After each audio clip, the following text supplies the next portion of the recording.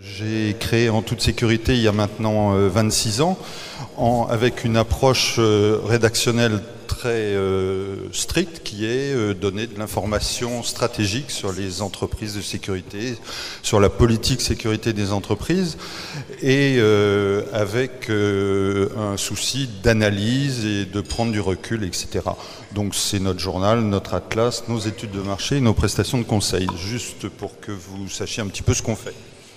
Alors, en ce qui concerne les nouvelles technologies, le constat aujourd'hui, c'est que la profession de la sécurité est en retard, notamment par rapport à d'autres secteurs économiques. Je citerai par exemple le secteur automobile, le secteur de l'aéronautique, qui sont nettement plus avancés en matière de nouvelles technologies, enfin d'être imprégnés par ces nouvelles technologies. Simplement, c'est un phénomène qu'on constate aujourd'hui, mais qui change. Et justement, c'est un retard qui se comble, puisque la sécurité électronique, qui intègre donc des nouvelles technologies, progresse nettement plus vite que tout ce qui est sécurité humaine ou sécurité physique. Il y a un an, je vous avais dit, pour ceux qui étaient là, l'année prochaine, en 2014, la sécurité électronique représentera plus de la moitié du marché total de la sécurité. Et vous voyez, ça s'est réalisé, c'est une accélération de la sécurité électronique dans le monde de la sécurité. Alors, qu'est-ce qui se passe au niveau des technologies émergentes? On en a parlé un petit peu tout à l'heure. Mais donc, le big data, Jacques Attali, il a l'air de dire que c'est intégré, entériné par le monde moderne. Dans la sécurité, ce n'est pas tout à fait le cas encore. Mais c'est probablement l'innovation qui va le plus changer le monde de la sécurité d'aujourd'hui, avec de nouveaux services, de nouveaux intervenants, de nouveaux métiers, de nouvelles applications. Et on le voit, on commence à voir les prémices. C'est aussi le début des prémices, des drones et des robots de surveillance. Bon, les drones font beaucoup parler d'eux, mais en matière de marché, c'est encore très peu. En matière de chiffre d'affaires, notamment dans la sécurité, des applications de sécurité des robots.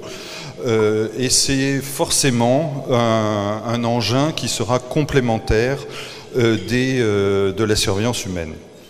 Je cite rapidement aussi tout ce qui se passe au niveau de la vidéosurveillance, mais là je crois que la prochaine intervenante va en parler plus en détail. Mais voilà quelques exemples de ce qui va se passer dans la vidéo. Alors, à long terme, qu'est-ce qui va se passer? À long terme, on va voir l'IP, donc les technologies Internet, qui vont se diffuser dans tous les domaines de la sécurité. C'est déjà le cas pour la vidéosurveillance, où l'IP est majoritaire par rapport à ce qui est analogique. Ça, vous le savez, c'est une évidence. Mais ce qui n'est pas encore le cas, c'est la diffusion de l'IP dans les autres technologies, même de sécurité électronique, comme par exemple le contrôle d'accès, l'interphonie, la détection incendie aussi, qui se met à l'IP, et puis et l'alarme en général. Et donc c'est pour l'instant un poids, une part de marché qui est très faible, qui est complètement marginale même, mais qui va se développer assez rapidement, on pense. Et puis, à plus long terme aussi, on va voir la fusion de la sécurité physique, électronique et de la cyber au sein d'un grand système d'information d'une entreprise, d'une administration. Et donc, c'est déjà, on en voit là aussi les prémices avec le contrôle d'accès physique et le contrôle d'accès logique qui commencent déjà à se rapprocher. Et donc tout ça, ça va être l'intégration de la sécurité dans le monde numérique connecté dont on a parlé tout à l'heure aussi. La sécurité ne sera plus isolée, mais fera partie d'un ensemble du système d'information. Les risques potentiels, j'ai presque fini. La profession de la sécurité n'est plus à l'abri du piratage. On connaît toutes les menaces en matière de cyber, mais il y a aussi du piratage en termes de vidéosurveillance, de contrôle d'accès, etc. Les conséquences sont de plus en plus graves, puisque tout devient connecté, et le préjudice devient évidemment de plus en plus lourd.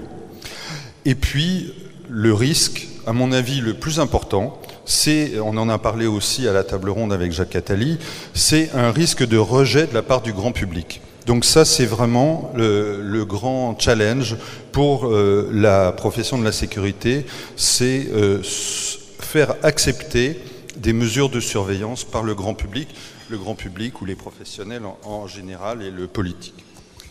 Le futur, et j'ai terminé, c'est que la sécurité va sortir de ses applications traditionnelles, c'est-à-dire que ce sont les mêmes intervenants qui font de la sécurité qui vont faire aussi du marketing, de la gestion de foule par exemple, et des contrôles par exemple du trajet, des voyages des animaux et des flux de poissons dans les rivières par exemple.